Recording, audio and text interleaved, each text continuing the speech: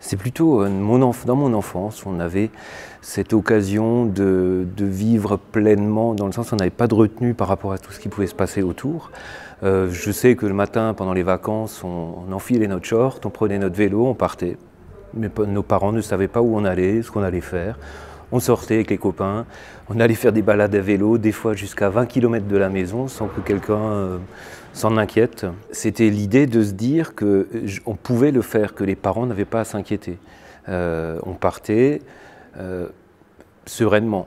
Il n'y avait pas cette espèce de chose là qui disait derrière, il faut faire attention à ci, il faut faire attention à ça, il ne faut pas faire d'autostop, il ne faut pas faire ci. Ça se passait.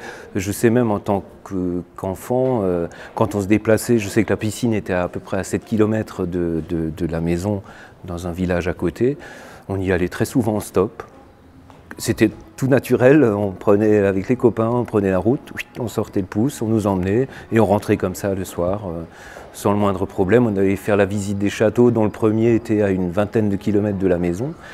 On prenait notre vélo avec les voisins et on y allait, tout simplement, sans se poser de questions. Et c'est plutôt ça, c'est le fait de pouvoir y aller. Moi j'aimais beaucoup ça avant, c'est-à-dire d'avoir cette espèce de liberté de partir la journée, de faire ce qu'on voulait, dans l'insouciance totale, même celle, je dirais, presque des parents.